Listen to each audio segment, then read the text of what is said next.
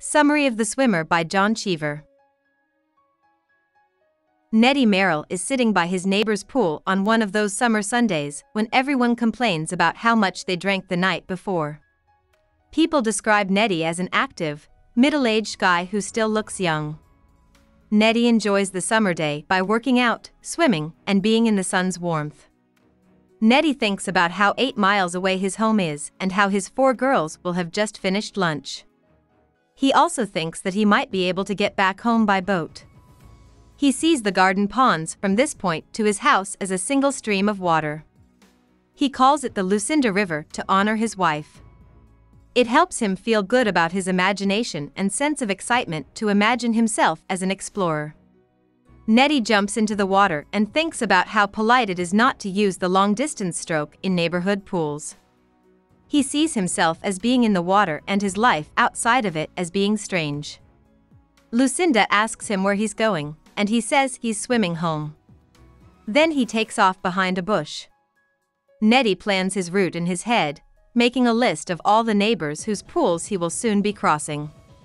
Neddy sees today as a gift because it's so pretty, and he feels hopeful right away. He walks into Mrs. Graham's garden, where she is having a party, and she meets him in a friendly but fake way. Neddy sees the people at the garden party as friendly natives whose traditions he needs to politely follow as he moves through the party. Neddy swims through a few more pools until he gets to the Bunker's land. Mrs. Bunker meets him in the same fake way that Mrs. Graham did, even though she is in the middle of a party. Neddy quickly leaves the party and heads to the Levys' backyard. Neddy is happy that the Levys aren't home, so he swims in their backyard pool after ignoring their private property sign without giving it a second thought. A storm is starting to form at this point, which Neddy finds exciting. He hides in the gazebo that the Levys own until it passes. The air is cold after that, and Neddy sees a tree with red and yellow leaves as a sign of fall. As he walks a few more yards, he notices that some of his neighbors have left. He is shocked that the Welchers are no longer living there.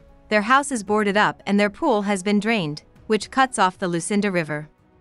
He says he's disciplined in the repression of unpleasant facts and that it seems to be hurting his memory because he doesn't understand why the Welchers aren't there. Neddy has to cross a busy, dirty road to get to where he's going. Drivers who are going by make fun of him, and it's a long, hard job to cross the road safely. He feels so scared by what happened that he starts to wonder why he started this quest in the first place, but he decides to keep going since he's already come so far. Neddy then has to cross a public pool, which he doesn't like because of the rules, the chemically treated water, the screaming swimmers, and the lifeguards who check his ID. It's all he can think of is a stagnant stretch of the Lucinda River. After that, Neddy goes through a wooded area where Mr. and Mrs. Halloran live, which is more private. People say that the Hallorans, an older couple who are very rich, are strange because they spend time in their garden naked and are said to be communists.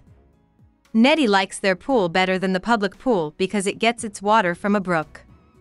When Mrs. Halloran sees Neddy, she tells him she's sorry he lost his house and his children, but Neddy says he doesn't remember anything about that. Mrs. Halloran doesn't follow the subject because she seems uneasy.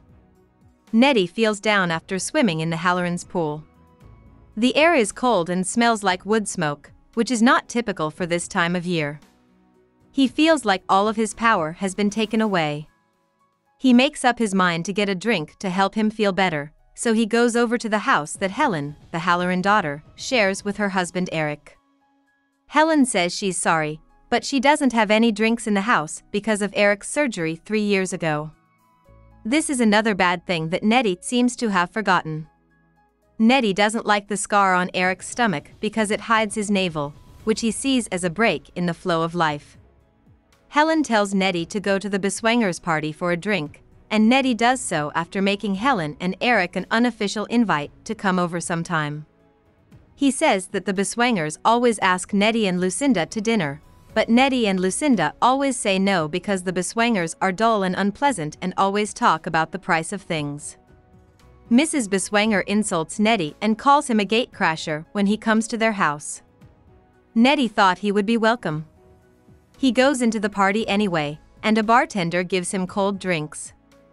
Neddy can hear people chatting about him behind his back about the time he got drunk and asked for money. Shirley Adams, his old lover, owns the next pool, and he thinks that a tryst with her will help him feel better. Shirley cried when he ended their relationship, but from his point of view, it was just a friendly breakup. Shirley is confused and hurt when Neddy walks up to her in the garden. He tells her he wants to swim across the country, and she tells him to grow up. Neddy feels worse than ever as he leaves Shirley's house. He looks up and sees winter constellations on a summer day. This makes him sad and confused, and he starts to cry. He's hurt by how he was treated at the Beswangers' party and by how his body hurts, is tired, and feels old. Neddy swims across the last pool on his way home, but he's so tired that he can't do it. He walks slowly up his path to his house like an old man. When he gets there, he's shocked to see that it's dark, locked, and looks like no one is there. While Neddy yells and bangs on the doors, he peeks inside and sees that it's empty. About the author. John Cheever was born in 1912 into a middle-class family. During the Great Depression, his family had a hard time paying their bills. Cheever went to Thayer Academy as a child and showed early ability as a short story writer.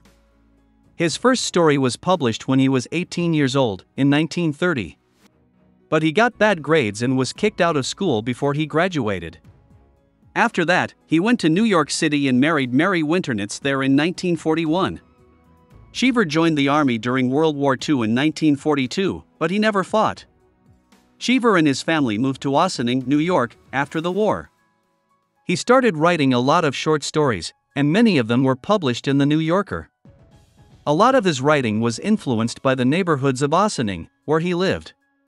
Because of this, he was called the Chekhov of the suburbs, after the Russian short story writer Anton Chekhov, who lived in the 1800s. Cheever had some writing success, but he also struggled with depression and drinking for most of his life. He died in 1982. Hope we summarized it fully and you liked it. Please hit the like button and subscribe to our channel so that we are motivated to create more videos.